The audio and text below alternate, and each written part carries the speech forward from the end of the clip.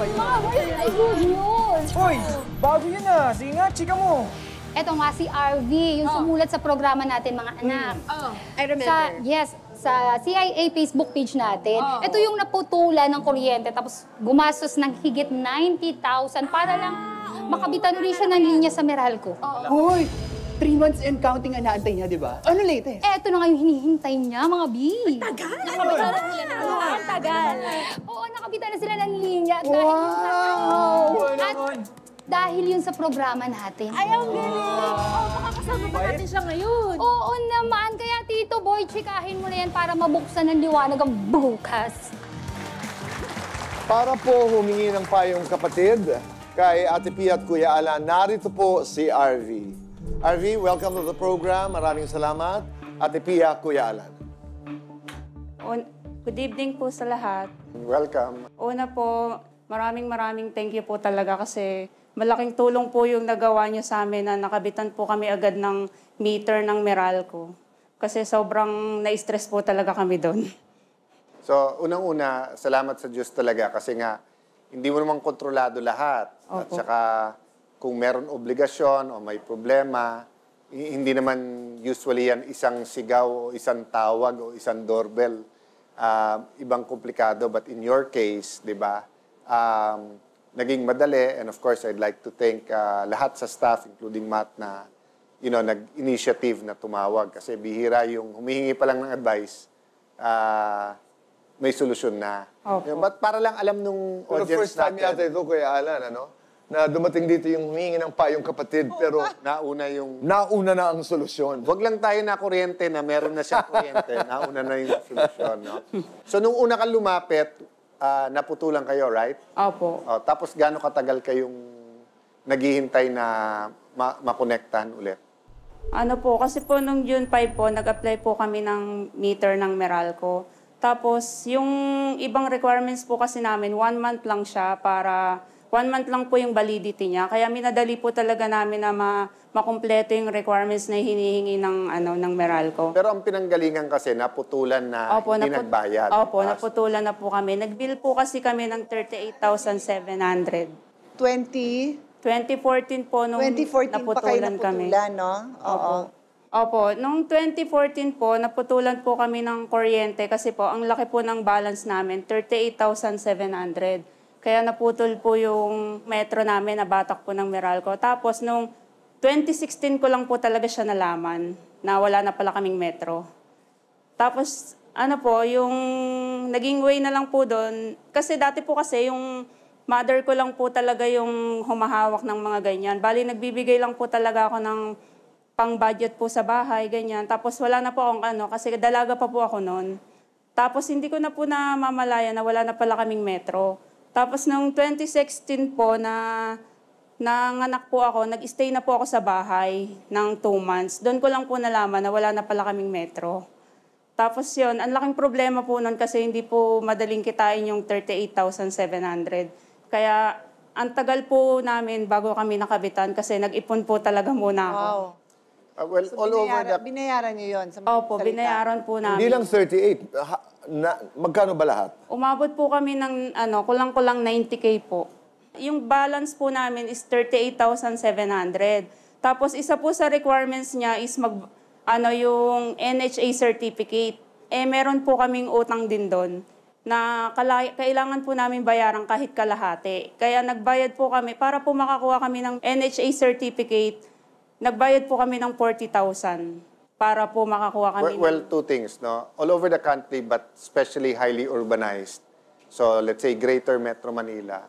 May storya naman talaga yung ating mga kababayan sa tubig, sa kuryente, nung araw pati sa telepono, pero cellphone na ngayon, di ba? So, most of them, most of the utilities yan, may prangkisa, pero every 25 years. So, minsan talagang yung consumer ang nagkaproblema, naputulan, nakikabit, may jumper, hindi nagbayad. But minsan naman, nasa tama naman yung, for example, yung mga may-ari na pinaparenta, umalis yung nagrerenta, pinutulan, paano naman mababayaran nung may-ari yon? So, either nagkakaroon yun ng provision sa prangkisa nila or nagkakaroon ng remedial, meaning batas na may nireremedyohan. So ngayon, halimbawa sa Magna Carta, no, ng consumers ng ating mga sa kuryente, kapag ka, halimbawa, Kuya Boy, nagkakaso na tayo nun dito di ba? Halimbawa, may pinaparenta na kung apartment, umalis yung nagrerenta, 10,000, ang kulang niya, may sariling metro yung, let's say, 4 na pinto yung akin, nawalan ng at pinutulan yung isa. Pag si Kuya Boy na rumenta, hindi pwedeng sabihin ng Meralco na hindi ko kakabitan yon.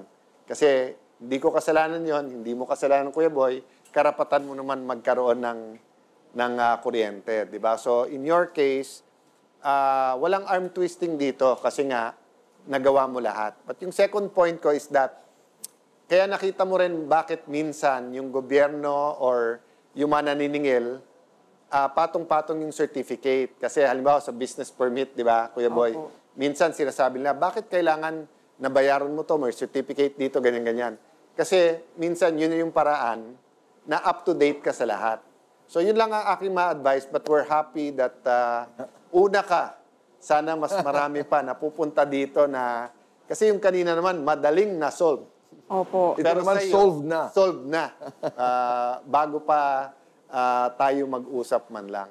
Maraming salamat. Maraming thank you po talaga. Ngayon, di na po kami magpa-follow up kasi okay na po.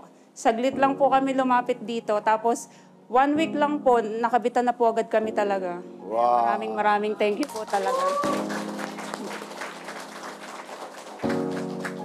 May the light continue to be with you. Ika nga. RV, maraming salamat. Maraming thank you po. Maraming Boy. salamat. Eto naman, dahil nga, RV, tayo nagdiriwang ng Teacher's Month. Kaya sa ating Ate Pia, Kuya Alan, yes or no, ang mga katanungan po ay may kinalaman sa mga guro. Yan po ay magaganap sa pagbabalik ng...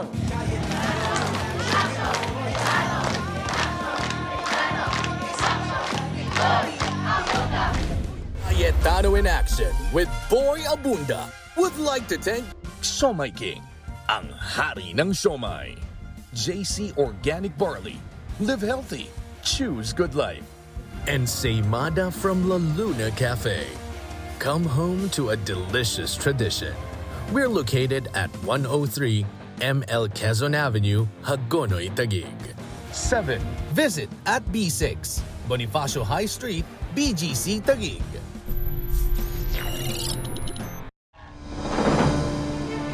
Sa CIA with BA, hatid namin ay aksyon. Nung unang pagdulog ko sa Cayetano in Action, hindi ko naman po ini-expect na ganong kabilis. After po nung nag-guest po ako ng CIA, in fairness, kinabukasan, hindi pa rin ako makapaniwala na tapos na yung problema ko. Siguro si Lord nang nagturo. Sige, pumunta kayo dyan. Mag-text kayo dyan. Simula po nung pagka-text ko pa lang na, Sir Larry, okay na yung anak kong susunduin na biglang i-reply sa akin, papunta na kayo. At dahil kasama ko sila, naasikaso nila at wala pang isang linggo, nahulugan agad yung mga wala kong fulog sa SSS. Natapos na rin yung ilang taon na inaantay ko na makuha yung 4137. Handog namin pangmatagalang solusyon. Aside from din po doon, yung binigay sa akin na business na naunang kabuhayan na inumpisahan ko, talagang tinarir ko kinabukasan. Sunod-sunod pa po yung pagbibigay niyo po sa akin ng tulong sa financial, then sa gamot. Yung sa therapy ng anak ko, talagang sobrang pinagdadarasal ko yun. May puso ang usapan, kasabay ng legal na talakayan. Nung unang paghaharap po namin nila Kuya Alan at Ate Pia, medyo kinakabahan po ako.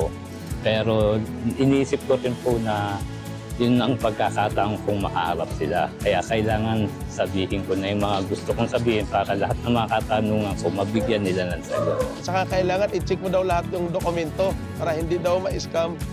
Yun ang naalala ko na magandang binigay na aral nila sa akin. Talagang sobrang ramdam ko yung kung paano kayo tumulong, kung paano yung pagmamahal nyo, pagmamalasakit nyo sa mga tao. Dahil ang tulong na aming bigay ay tungo sa ikagagaan ng inyong buhay. Talagang natulungan ako, hindi lang sa financial, sa physical, tsaka yung aking pag-iisip. Nawala po yung question na, malaking question sa akin na iniisip ko baka cancer, yung mga ganun. Malaki din po ang naitulong talaga ng CIA sa amin. Tahimik na po ngayon yung buhay ko. Sabi ko nga, kahit tumanda siguro ako, kahit tumanda yung mga anak ko, nakakabit na yung pangalan ng CIA. Hindi na mawawala yun. Nais kong mag-thank you sa kanilang magkapatid at kay Tito Boy. Maraming salamat po talaga kay Kuya Alan, kay Ate Pia po, kay Tito Boy. Hindi ho talaga ako nagkamali. Napakabuti po nila. Kay Kuya Alan sa kay Ate Pia, sobrang nagpapasalamat ako dahil sa mabubuti niyong puso. Sabi ko dun sa mga anak ko, makapagtapos ka dyan, kasama yung CIA dyan sa journey mo na yan. Iyan ang serbisyong Cayetano in Action with Boy Abunda. Sana sobrang i-guide po kayo ni Lord. Sobrang i-guide po yung programa nyo na mas marami po kayong matulungan.